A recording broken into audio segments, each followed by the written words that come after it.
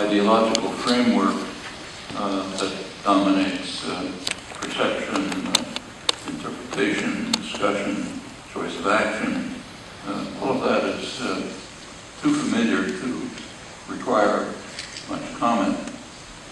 Tonight I'd like to discuss a critically important example, but first a couple of words on one of the most perceptive analysts of this process, George Orwell. Orwell is famous for his searching and sardonic critique of the way thought is controlled by force under totalitarian dystopia. But much less is not known is his discussion of how similar outcomes are achieved in free societies. Speaking, of course, of England, and he wrote that although the country is quite free, nevertheless, unpopular ideas can be suppressed without the use of force. He gave a couple of examples, provided a few words of explanation which were to the point. One particularly pertinent comment was his observation on a quality education in the best schools, where it is instilled into you that there are certain things that it simply wouldn't do to say, or we may add, even to think. One reason why not much attention is paid to this essay is that it wasn't published. It was found decades later in his unpublished papers.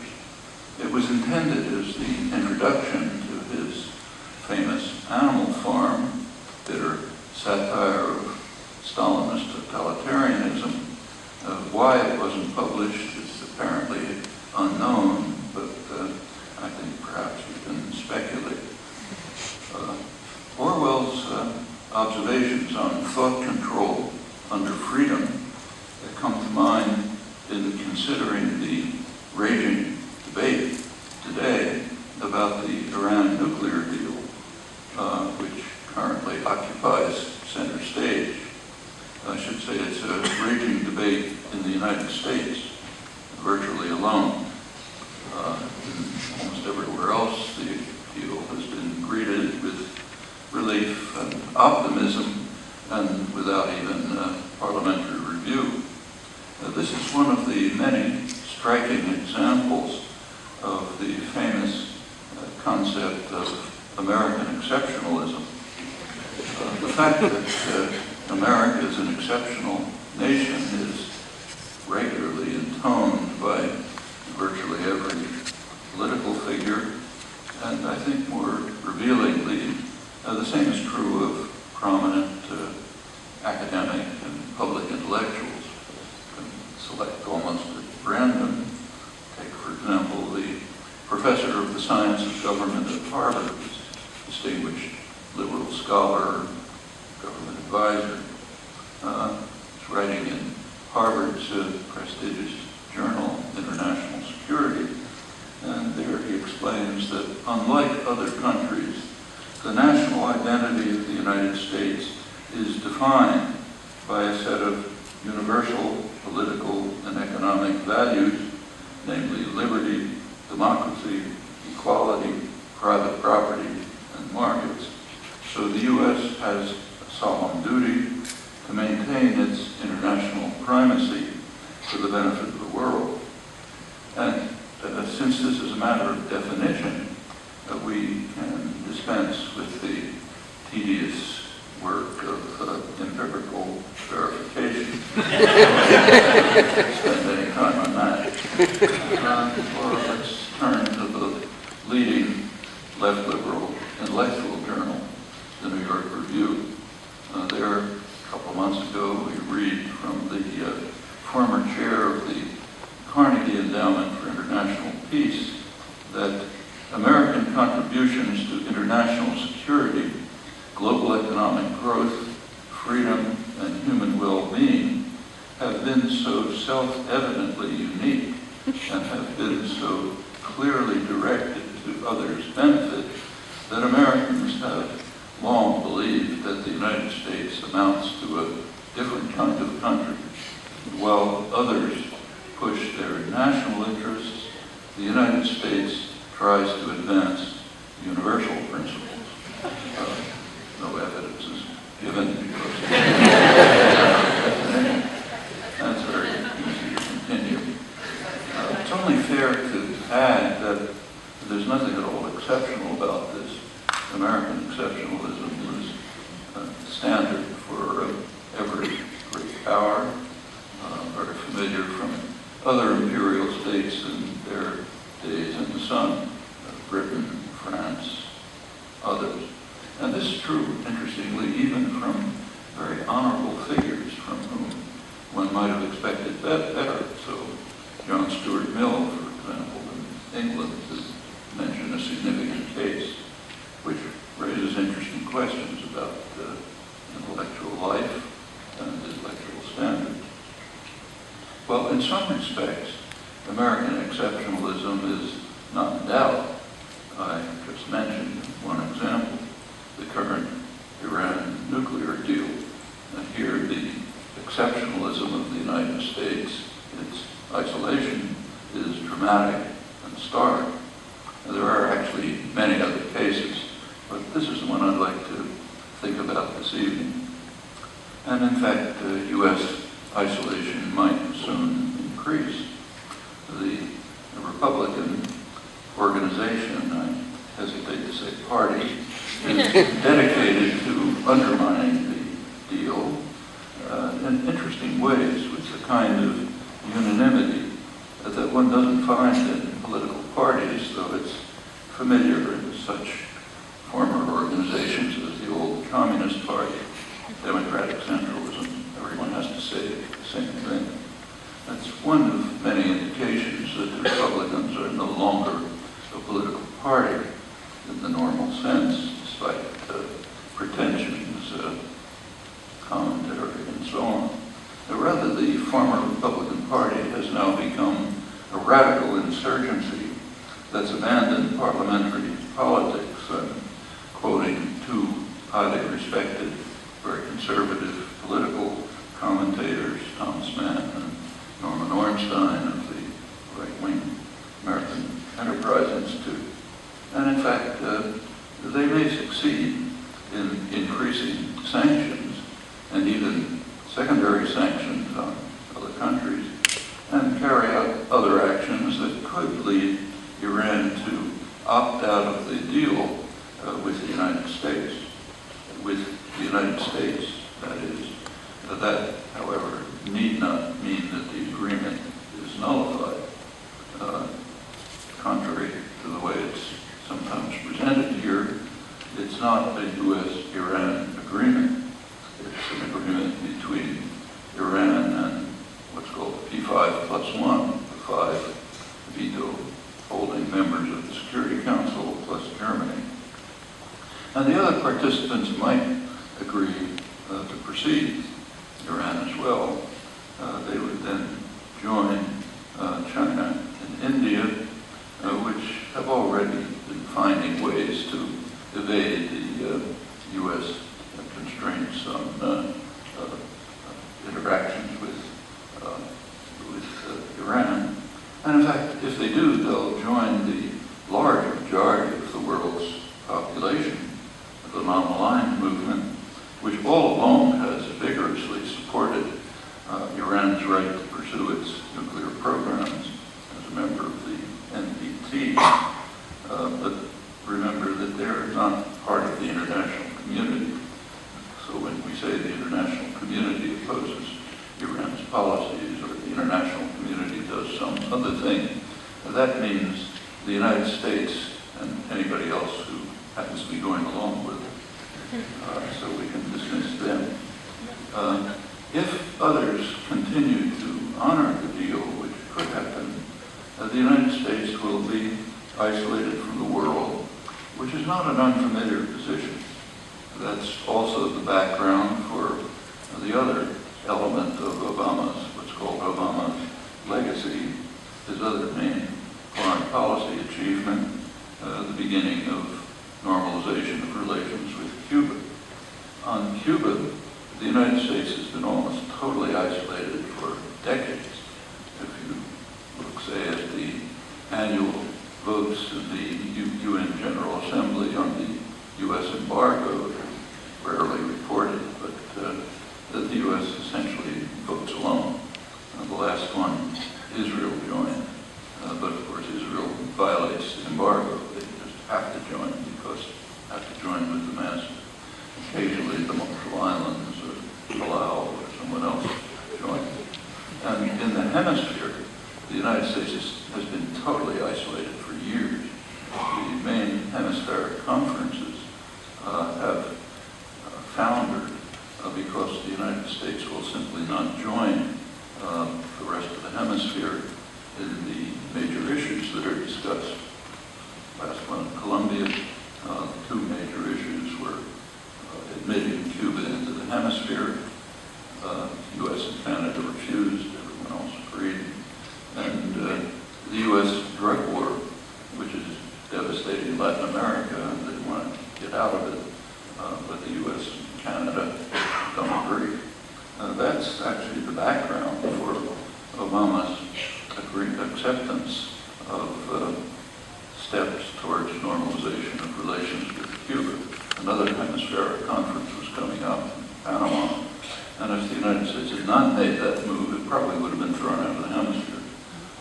So therefore Obama made what's called here a noble gesture, a courageous move to end Cuba's isolation, although in reality it was U.S. isolation that was the motivating factor. So if the United States ends up being almost universally isolated in Iran, that won't be anything particularly new, and in fact there are quite a few other cases. Well, in the case of Iran, the reasons for U.S. concerns are very clearly and repeatedly articulated.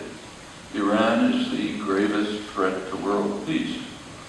We hear that regularly from high places, government officials, commentators, others, in the United States. There also happens to be a world out there, and it has its own opinions. It's quite easy to find these out from standard sources, like the main U.S. polling agency, Gallup polls, takes regular polls of international opinion. And one of the questions posed is which country do you think is the greatest threat to world peace? The answer is unequivocal. The United States by a huge margin. It's way behind. In second place is Pakistan, inflated surely by the Indian vote. Iran is mentioned, but along with Israel and a few others, way down. That's one of the things that it wouldn't do to say. And in fact, the results that are found by the leading U.S. polling agency didn't make it through the portals of what we call the free press. But it doesn't go away for that reason. Well, given the reigning doctrine about the gravity of the Iranian threat, we can understand the virtually unanimous stand that the United States is entitled to react with military force, unilaterally of course, if it claims to detect some Iranian departure from the terms of the agreement. So again, picking an example virtually at random from the national press, consider the lead editorial last Sunday in the Washington Post. It calls on Congress, I'll quote, to make clear that Mr. Obama, or his successor, will have support for immediate U.S. military action if an Iranian attempt to build a bomb is detected, meaning by the United States. So the editors, again, make it clear that the United States is exceptional. It's a rogue state, indifferent to international law and conventions, entitled to resort to violence at will. But the editors can't be faulted for that stand because it's almost universal among the political class in this exceptional nation. Although what it means is, again, one of those things that it wouldn't do to say. Sometimes the doctrine takes quite a remarkable form, and not just on the right by any means. So take, for example, the Clinton doctrine. Namely, the United States is free to resort to unilateral use of military power, even for such purposes as to ensure uninhibited access to key markets, energy supplies, and strategic resources, let alone security or alleged humanitarian concerns. And adherence to this doctrine is very well confirmed in practice, as need hardly be discussed among people willing to look at the facts of current history. Well, the Washington Post editors also made clear why the United States should be prepared to take such extreme steps in its role of international primacy. If the United States is not prepared to resort to military force, they explain, then Iran may, I'm quoting, Iran may escalate its attempt to establish hegemony over the Middle East by force. That's what President Obama calls Iran's aggression, which we have to contain. For those who are unaware of how Iran has been attempting to establish hegemony over the Middle East by force, or might even dream of doing so, the editors do give examples, two examples. Its support for the Assad regime and for Hezbollah. Well, I won't insult your intelligence by discussing this demonstration that Iran has been seeking to establish hegemony over the region by force. However, on Iranian aggression, there is an example, I think one in the last several hundred years, namely Iranian conquest of two Arab islands in the Gulf under the US-backed regime of the Shah in the 1970s. Well, these shocking Iranian efforts to establish regional hegemony by force can be contrasted with the actions of US allies, for example, NATO ally Turkey, which is actively supporting the jihadi forces in Syria. Support is so strong that it appears that Turkey helped its allies in the al-Nusra Front, the Al-Qaeda-affiliated al-Nusra Front, to kill and capture the few dozen fighters that were introduced into Syria by the Pentagon a few weeks ago. As the result of several years and who knows how many billions of dollars of training, they did enter and were immediately captured or killed, apparently with the aid of Turkish intelligence. Well, more important than that is the central role of the leading U.S. ally, Saudi Arabia, for the jihadi rebels in Syria and Iraq, and more generally for Saudi Arabia having been, I'm quoting, a major source of financing to rebel and terrorist organizations since the 1980s. That's from a recent study by the European Parliament, repeating what's well known. And still more generally, the missionary zeal with which Saudi Arabia promulgates its radical, extremist, Wahhabi, Salafi doctrines by establishing Quranic schools, mosques, sending one of the closest observers of the region, Patrick Coburn, writes that the Wahhabization by Saudi Arabia, the Wahhabization of mainstream Sunni Islam, is one of the most dangerous developments of our era, always with strong U.S. support. These are all things that wouldn't do to mention, along with the fact that these pernicious developments are a direct outgrowth of the long-term tendency of the United States, picking up from Britain before it, to support radical Islam in opposition to secular nationalism. These are long-standing commitments. There are others, like UN Ambassador Samantha Power, who condemned Iran's destabilization of the region. Destabilization is an interesting concept of political discourse. So, for example, when Iran comes to the aid of the government of Iraq and Iraqi Kurdistan in defense against the assault of ISIS, that's destabilization, and we have to prevent it, if not aggression, perhaps. In contrast, when the United States invades Iraq, kills a couple 100,000 people, generates millions of refugees, destroys the country, sets off a sectarian conflict that's tearing Iraq and by now the whole region to shreds, and on the side increases terrorism worldwide by a factor of 7 just in the first year. Now that's stabilization. It's part of our imperial mission that we must continue for the benefit of the world. Actually, the exceptionalism of U.S. doctrinal institutions is quite wondrous to behold.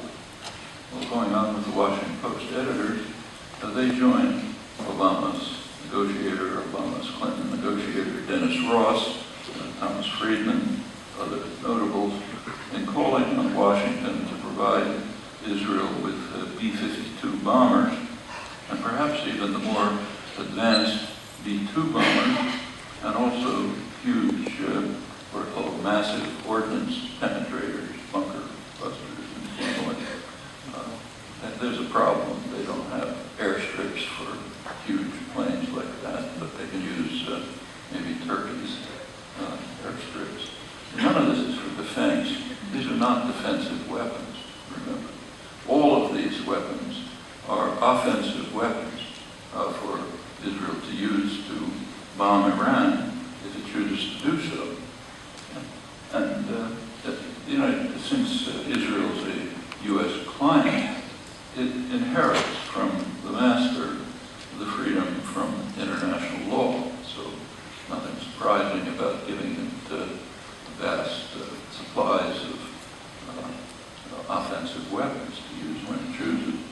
Well, the violation of international law goes well beyond threat, goes to action, including acts of war, which are proudly proclaimed, and presumably because that's our right. That's an exceptional nation again. One example is the successful sabotage of Iranian nuclear installations by cyber war. The Pentagon has views about cyber war. The Pentagon regards cyber war as an act of war, which justifies a military response. And a year ago, NATO affirmed the same position, determined that aggression through cyber attacks can trigger the collective defense obligations of the NATO alliance, meaning if any country is attacked by cyber war, the whole alliance can respond by military attacks.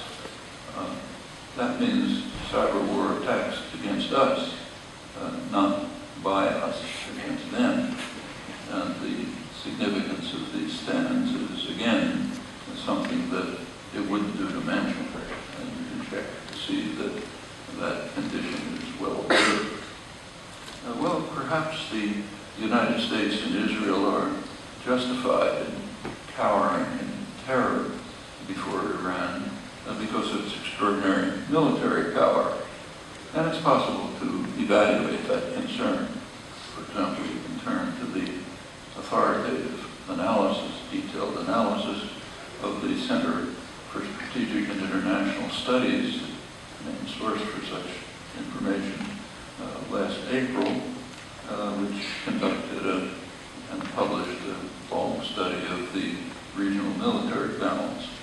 And they find, I'll quote, a conclusive case that the Arab Gulf states have an overwhelming advantage over Iran in both military spending and access to modern arms. It's the Gulf Cooperation Council states, that's Bahrain, Kuwait, Oman, Saudi Arabia, United Arab Emirates. They outspend Iran on arms by a factor of 8. It's an imbalance that goes back decades. And the report observes further that the Arab Gulf states have acquired and are acquiring some of the most advanced and effective weapons in the world, while Iran has been essentially forced to live in the past and often relying on systems originally delivered at the time of the Shah, 40 years ago, which are essentially obsolete. And the imbalance is, of course, even greater with Israel, which, along with the most advanced U.S. weaponry and its role as a virtual offshore military base of the global superpower, has a huge stock of nuclear weapons. There are, of course, other threats that justify serious concern and can't be brushed aside. A nuclear weapon state might leak nuclear weapons to jihadis. No joke. In the case of Iran, the threat is minuscule. Not only are the Sunni jihadis the mortal elements of Iran, but the ruling clerics, or whatever one thinks of them, have shown no signs of clinical insanity, and they know that if there was even a hint that they were the source of a leaked weapon, they and all they possess would be instantly vaporized. That doesn't mean that we can ignore the threat, however, not from Iran, where it doesn't exist, but from U.S. ally Pakistan, where the threat is in fact very real, discussed recently by two leading Pakistani nuclear scientists, Parvez Putboy and Ziaul Mian, Britain's leading Journal of International Affairs. They write that increasing fears of militants seizing nuclear weapons or materials and unleashing nuclear terrorism have led to the creation of a dedicated force of over 20,000 troops to guard nuclear facilities. There is no reason to assume, however, that this force would be immune to the problems associated with the units guarding regular military facilities, which have frequently suffered attacks with insider help. In other words, the whole system is laced with jihadi elements, in large measure because of what Patrick Coburn described, the Wahhabization of Sunni Islam from Saudi Arabia and with the strong support of the United States since the Reagan administration. Well, in short, the problem is real enough, very real in fact. It's not being seriously addressed. It's not even discussed. Rather, what we're concerned about is fantasies concocted for other reasons about the current official enemy. Opponents of the Iran nuclear deal maintain that Iran is intent on developing nuclear weapons. U.S. intelligence can discern no evidence for this, but there is no doubt at all that in the past they have, in fact, intended to do so. And we know this because it was clearly stated by the highest authorities in Iran. The highest authority of the Iranian state informed foreign journalists that Iran would develop nuclear weapons certainly and sooner than one thinks. The father of Iran's nuclear energy program, former head of Iran's Atomic Energy Organization, expressed his confidence that the leadership's plan is to build a nuclear bomb. And the CIA report also had, in their words, no doubt that Iran would develop nuclear weapons if neighboring countries do, as of course they have. All of this was under the Shah, the highest authority just quoted. That is, during the period when high U.S. officials, Cheney, Rumsfeld, Kissinger were urging the Shah to proceed with nuclear programs, and they were also pressuring universities to accommodate these efforts. My own university was an example, MIT. Under government pressure, it made a deal with the Shah to admit Iranian students to the nuclear engineering department in return for grants from the Shah. This was done over the very strong objections of the student body, but with comparably strong faculty support. It's a distinction that raises a number of interesting questions about academic institutions and how they function. The faculty or the students of a couple of years ago would have a different institutional place. Opponents of the nuclear, in fact, some of these MIT students are now running the Iranian nuclear programs. Opponents of the nuclear deal argue that it didn't go far enough. We've heard a lot of that. And interestingly, some of the supporters of the deal agree, demanding that it go beyond what has been achieved and that the whole Middle East should rid itself of nuclear weapons and, in fact, weapons of mass destruction generally. Okay, I'm quoting Iran's Minister of Foreign Affairs, Zarif. He's reiterating the call of the non-aligned movement, most of the world, and the Arab states for many years to establish a weapons of mass destruction-free zone in the Middle East. Now, that would be a very straightforward way to address whatever threat Iran has alleged to pose. But a lot more than that is at stake. This is discussed recently in the leading U.S. World Arms Control Journal, Arms Control Today, by two leading figures in the international anti-nuclear movement, two scientists who are veterans of Bagwash and UN agencies. They observed that the successful adoption in 1995 of the resolution on the establishment of a zone free of weapons of mass destructions in the Middle East was the main element of a package that permitted the extension of the non-proliferation treaty. That's the most important arms control treaty there is, and its continuation is conditioned on acceptance of moves towards establishing a weapons of mass destruction free zone, a nuclear free zone in the Middle East.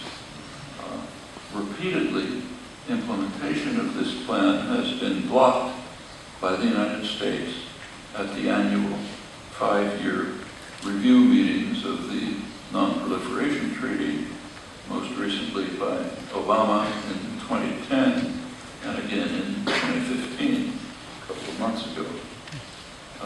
The same two anti-nuclear specialists comment that in 2015 this effort was again blocked by the United States on behalf of a state that is not a party to the Non-Proliferation Treaty and is widely believed to be the only one in the region possessing nuclear weapons. That's a polite and understated reference to Israel. Washington's sabotage of the possibility in defense of Israeli nuclear weapons may well undermine the Non-Proliferation Treaty, as well as maintain dangerous instability in the Middle East, always, of course, in the name of stability. This is, incidentally, not the only case when opportunities to end the alleged Iranian threat have been undermined by Washington. Some quite interesting cases. At the time, I won't go into them. But all of this raises quite interesting questions which we should be asking about what actually is at stake. So, turning to that, what actually is the threat posed by Iran? Plainly, it's not a military threat. It's obvious. We can put aside the fevered pronouncements of seeking hegemony over the region by force, or the still more outlandish notion that even if Iran had a bomb, it might use it, therefore suffering instant obliteration. The real threat has been clearly explained by U.S. intelligence in its reports to Congress on the global security situation. Of course, they deal with Iran.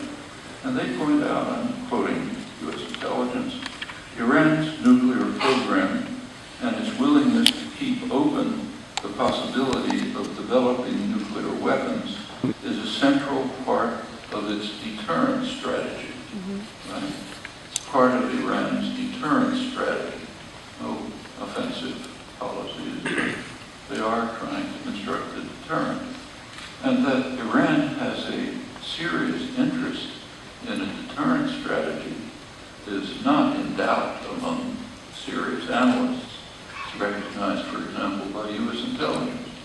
So the influential analyst, CIA veteran Bruce Riedel, who's by no means a dove, he writes that if I was an Iranian national security planner, I would want nuclear weapons as a deterrent, and the reasons are pretty obvious. He also makes another crucial comment. He points out that Israel's strategic room for maneuver in the region would be constrained by an Iranian nuclear deterrent. It's of course also true of the United States. Room for maneuver means resort to aggression and violence. Yes, it would be constrained by an Iranian deterrent. For the two rogue states that rampage freely in the region, the United States and Israel, any deterrent is, of course, unacceptable. And for those who are accustomed and take for granted their right to rule by force, that concern is easily escalated to what's called an existential threat. The threat of deterrence is very severe if you expect to resort to force unilaterally at will to achieve your goals, as the U.S. and secondarily Israel do commonly. And more recently, the second U.S. ally, Saudi Arabia, has been trying to get into the club pretty confidently with its invasion of Bahrain to prevent minor reformist measures, and more recently its extensive bombing of Yemen, which is causing a huge humanitarian crisis. So for them, a deterrent is a problem, maybe even an existential threat. That, I think, is the heart of the matter, even if it wouldn't do to say or to think.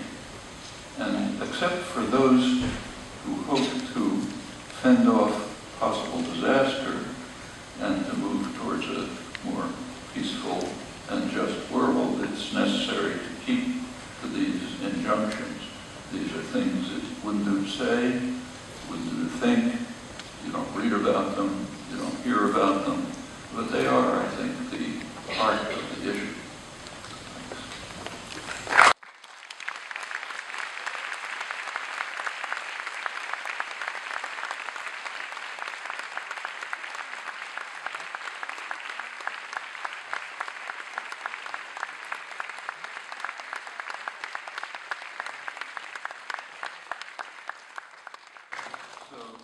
How has the United States supported radical Islam?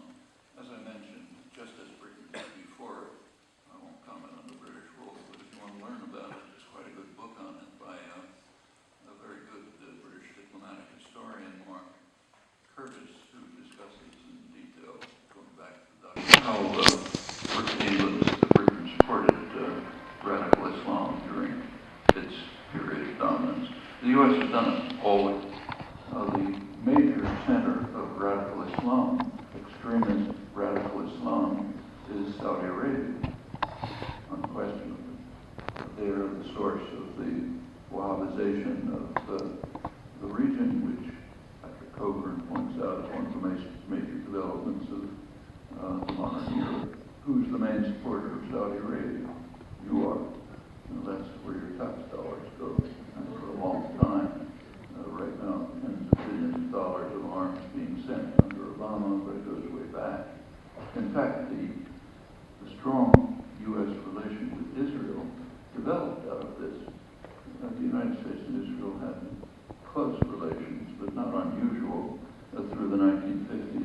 60s. That changed in 1967. What happened in 1967? Israel performed a huge service to the United States and its Saudi Arabian ally. Saudi Arabia has been and remains the center of extremist, radical, fundamentalist Islam, with offshoots and the jihadi movements and so on, including ISIS. At the time, the center of secular nationalism was Nasser's Egypt, and there was a conflict between the two of them. In fact, they were at war. They were at war in the Yemen at the time. Israel administered a very serious blow to secular nationalism. It devastated the Egyptian army in Syria, and it saved Saudi Arabia and offered a great boon to the United States. And in fact, if you check back, it's at that time that the unusual, in fact unique, relationship between Israel and the United States developed. And in fact, it continues after that. I could give more examples if there was time. But that has been a consistent pattern. There are a few exceptions here and there. So sometimes the United States has supported secular Islamic states. The most extreme and interesting example is Saddam Hussein, who was greatly loved by the Reagan administration and by the Bush 1 administration. I could give you the details. They were so supportive of Saddam Hussein that he was even given a gift that otherwise only Israel has been granted, no other country. And he was permitted to attack a U.S. naval vessel, killing a couple of dozen American sailors, and to get away with it was just a tap on the wrist. Israel had done the same thing in 1967. Saddam Hussein did it in 1987, and the friendship for Saddam Hussein was so enormous that he was granted that right. And that was a secular state. In fact, George Bush #1 even invited Iraqi nuclear engineers to the United States for advanced training in nuclear weapons production. That's a pretty supportive relationship. So there are cases where the United States has supported secular Islam, but typically it's radical Islam that has been the beneficiary of U.S. support, like Britain before.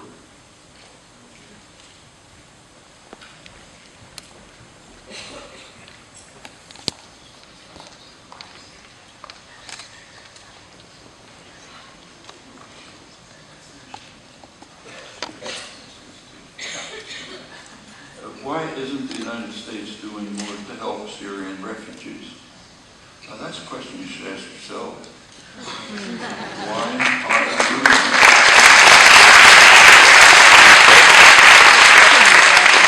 After all, we're pretty munificent already. 2,000 have been accepted. But yes, that's a very serious question. Can be generalized. There are other refugees. What about people fleeing from Honduras?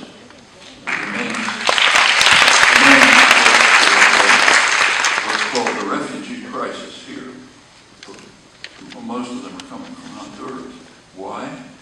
Well, something happened in Honduras a couple of years ago. There was a military coup which overthrew the democratic government. The United States was about the only country that gave it support. And the result of the military coup is a real horror story. It was bad enough before, but it's become horrendous, and so people are fleeing, and therefore we have to build, a mile-high wall on the border, whatever it is. So yeah, these are fair questions. The Obama doctrine vis-a-vis Syria. It's a good question. Washington has a clue, obviously. And it's a little hard to fault them for that. It's very hard to think of a constructive outcome to this utter disaster. The United States has taken a somewhat hands-off position except that it's supporting its allies, who are very clear. As I mentioned, Turkey, NATO ally, has been supporting the Al-Qaeda related jihadi fronts, mainly the al-Nusra Front, a couple of others. The Gulf states, also U.S. allies, Saudi Arabia, where they have been strong supporters of what's now become the Islamic State.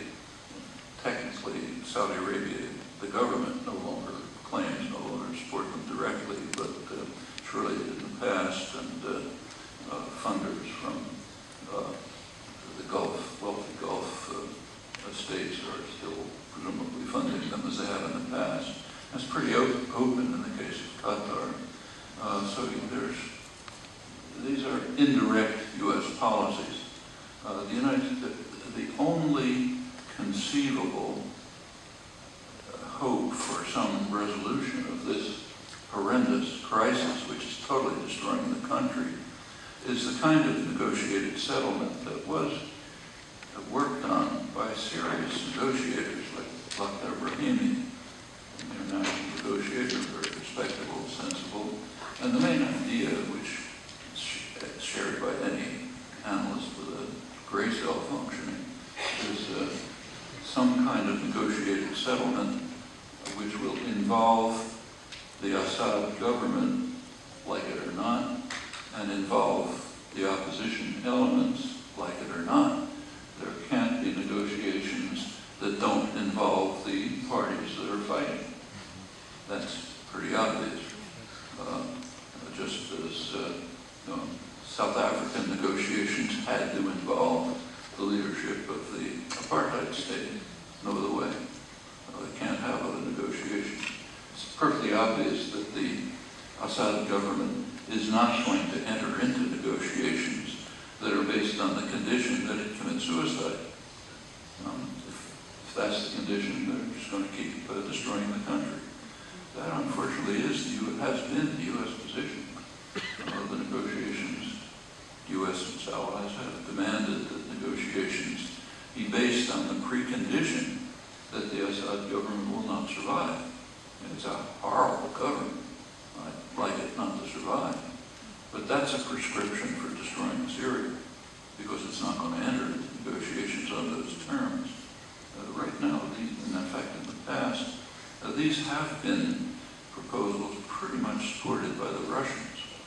And in fact, you may not have seen this, but for those of you who read the international press, British press, a couple of days ago, there was a very interesting revelation that in 2012, the Russians had apparently presented a proposal for an interim regime which would not include Assad, and it was turned down by the United States and the West.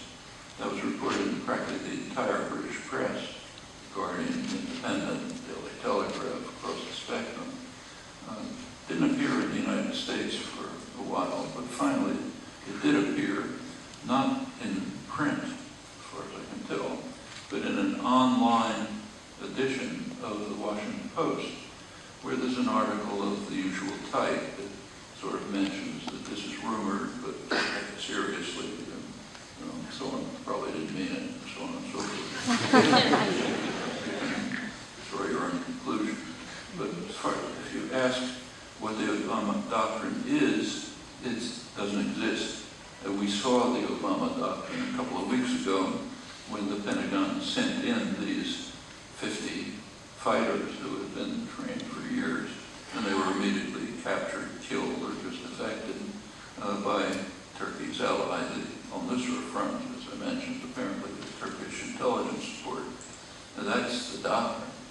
There's nothing except to support the allies, which are in fact supporting jihadi forces.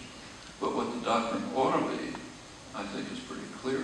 What the chances are for settlement in those terms is hard to say, and not very high. But if you can think of an alternative, you should present it. No other alternative has been proposed. What do you think about the antics of Donald Trump?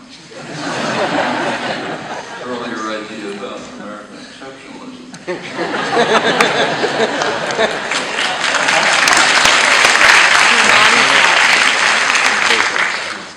think we should recognize that the other candidates are not that different.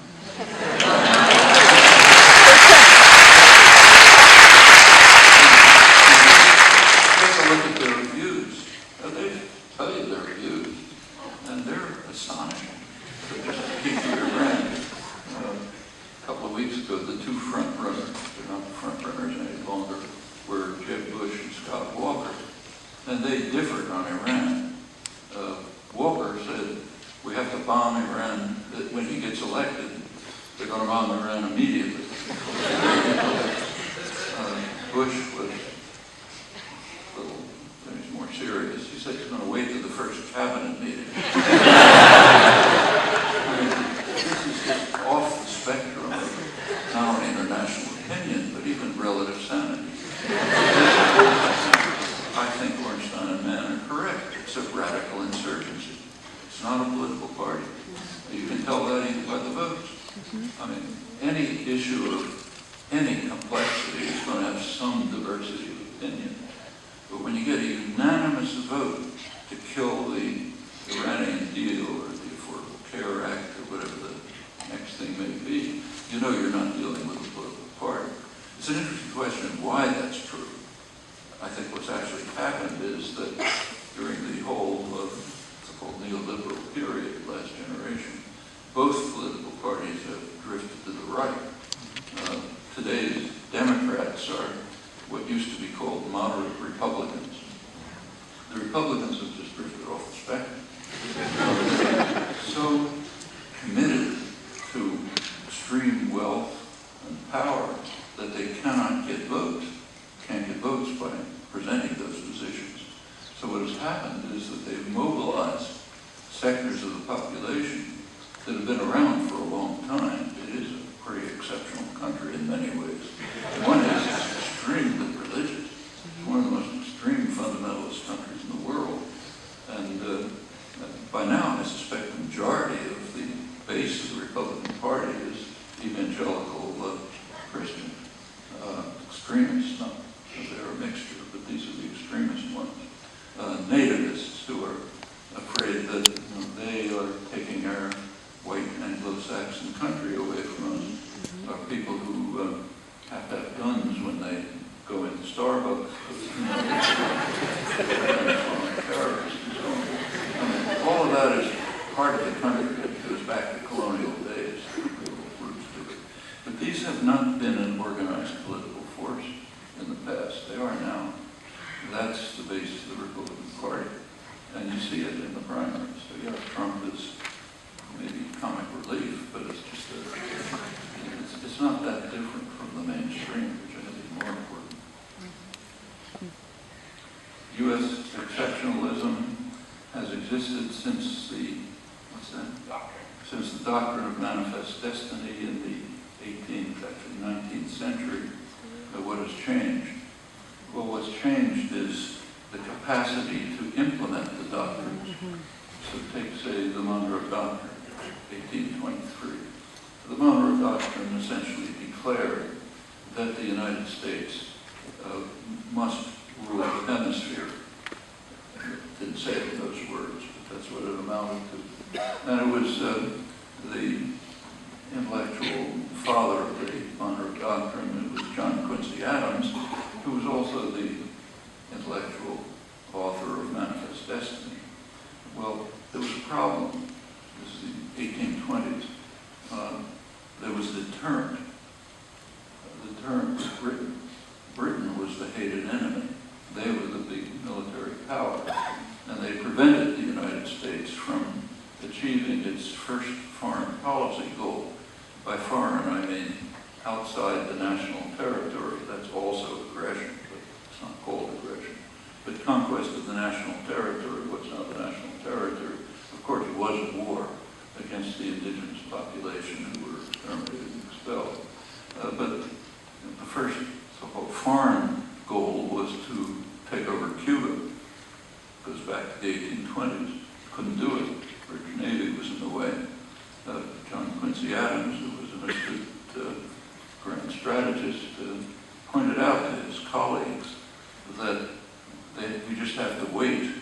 He said, sooner or later, U.S. power will increase, British power will decline, and as he put it, that Cuba will fall into our hands by the laws of political gravitation, just the way an apple falls from a tree, which indeed happened.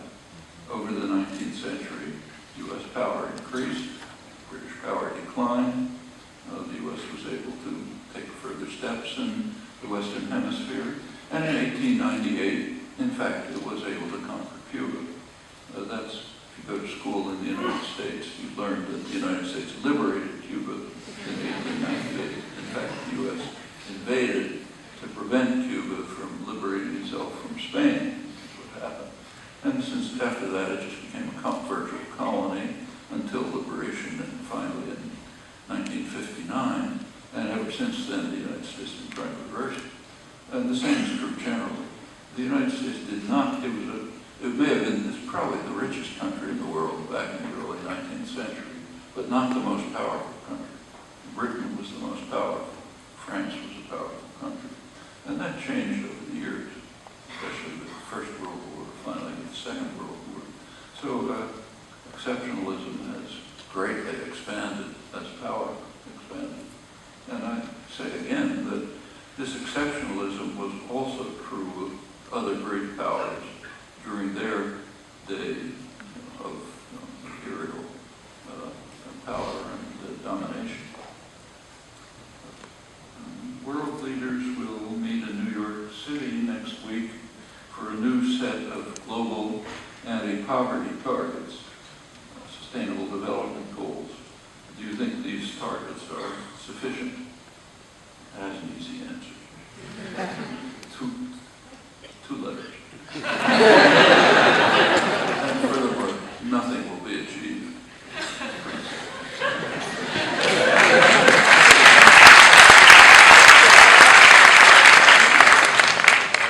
Can you comment on the importance of WikiLeaks cables? They've been really revealing. You learn a lot from them. Some of them are really interesting, including ones that aren't discussed much. Most of them you've seen. But, for example, one of the WikiLeaks, one interesting question that should be in everybody's mind is what is the basis for the extraordinary relationship between the United States and Israel? There are a lot of reasons for it, but one interesting aspect was revealed by a WikiLeaks cable, which I think wasn't reported. One of the cables listed, the leaks, listed a document, an internal U.S. document, Pentagon document, which listed the top strategic priorities of the United States, regions in the world that were so important that we had to protect them at all costs. There were, I forget how many, a dozen or so. One of them was right outside Haifa, Rafael military industries, major military industry. That's one of the main places where drone technology has been developed. The links between U.S. and Israeli high-tech military industry are extremely close. In fact, in this case, Rafael, the biggest industry, are the top management headquarters to Washington, where the money is. Well, what that tells you, that gives an interesting insight into the nature of the relationship.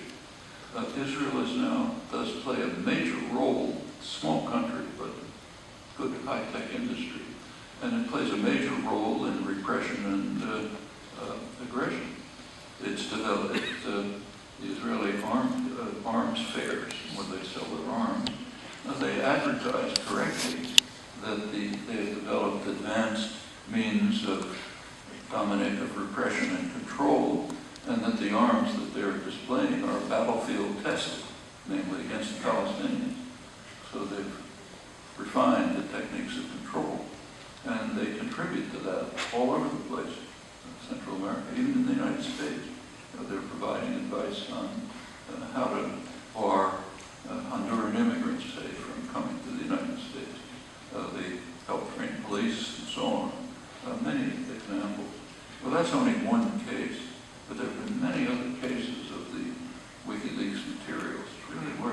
through them. Not just the ones that, do get reported, but many other ones. There's actually a volume that just came out on WikiLeaks, which is important reading.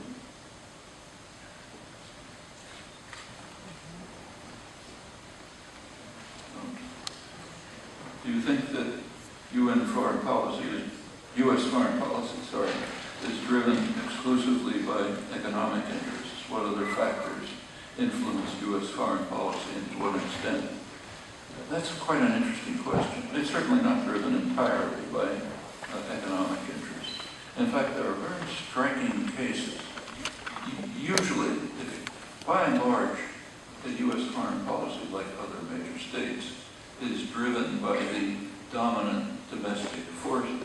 That's kind of natural. And the dominant domestic forces are, of course, the corporate sector. That's not in question. So by and large, foreign policy is driven by their interests. The Clinton doctrine, which I quoted, is an obvious case, but there are plenty of others. However, there are exceptions, and they're very interesting ones. Actually, Iran is an exception, quite an interesting one. And that goes back to the first U.S. serious involvement with Iran. Iran was a kind of a British virtual colony. The British were involved in preventing Iran from developing, getting either economically or politically.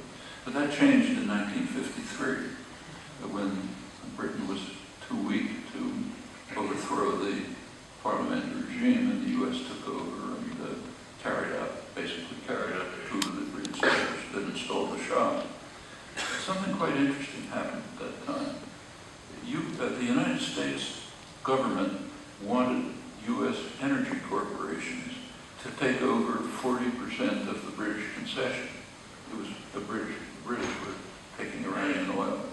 But the Eisenhower administration wanted U.S. energy corporations to take 40% of it. Well, that's an economic interest. They didn't want to. They didn't want to for good reasons. It was much cheaper then to get oil from Saudi Arabia. So that just for straight business reasons, they didn't want to have to go to Iran. And furthermore, they were concerned that that might harm their relations with the Saudi dictators.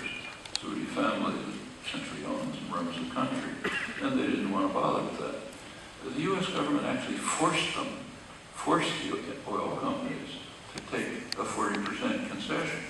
The Eisenhower administration threatened them with antitrust suits and other threats if they didn't do it. So, of course, they backed down and did it. That's pretty unusual. And I think it's happening now, too.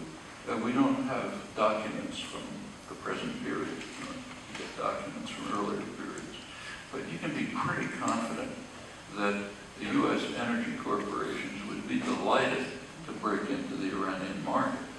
Now, they don't like the idea that just about every other major country is sending business delegations, investors and others to try to profit from the opening of Iran, which they support. And the U.S. energy corporations and other U.S. businesses are blocked by state power. And you can be sure that they don't like it. If we had access to their internal deliberations, I'm sure it would say that. Well, that's a case where state power, in this case, overwhelms even economic interests. Iran has to be punished. Iran committed a serious crime. They disobeyed orders. And you don't disobey orders. One of the major doctrines of international affairs, which doesn't appear in the literature, is the mafia doctrine. International affairs are run very much like the mafia. The Godfather does not tolerate disobedience. It's much too dangerous. So if some small storekeeper somewhere, say, doesn't pay protection money, the Don doesn't accept it. He sends their goons to beat him to a pulp, even if you don't need the money. Because others might get the idea, and things might start to erode. That is a dominant principle of international affairs. In fact, that was the reason for the 1953 coup, when you look back. And it's also the reason why, for U.S. hostility to Iran, which is extreme. I mentioned the support for Saddam Hussein. That was an attack on Iran, and a serious one. But they defied orders. They overthrew a U.S.-imposed tyrant. They thumbed their nose at the United States, and you don't get away with that. Actually, Cuba is very similar. Since Cuba is extremely interesting, the hostility of Cuba is quite interesting. I mean, for decades, ever since Poles were taken, the majority of the U.S. population has been in favor of normalization of relations. Okay, it's normal to disregard the population in a democracy. But what is unusual in this case is that major sectors of U.S. Economic power have been in favor of normalization. Big sectors, pharmaceuticals, energy industries, agribusiness, they've all wanted to get into the Cuban market. And the state has blocked it, which is quite unusual. And there's another case where state power has overwhelmed even the power of its major domestic sources. In fact, these are two quite striking examples. And it's the same thing. And in the case of Cuba, we know it. If you go back to the Kennedy administration, when the war against Cuba really took off, it was very explicit. The State Department said we can't tolerate what they called successful defiance of U.S. policies that go back to the Monroe Doctrine. Arthur Schlesinger, Kennedy's Latin American advisor, reported to him the report of his Latin American mission, said the problem is the Castro idea of taking matters into your own hands, which appeals to others in the hemisphere where people suffer similar repression. And you can't let that idea spread. It's the Mafia doctrine again. Powerful enough to sharply conflict with economic interests. So there are cases, but they're rare, and they're illuminating. Got all of these. Time's running out. What is intelligence?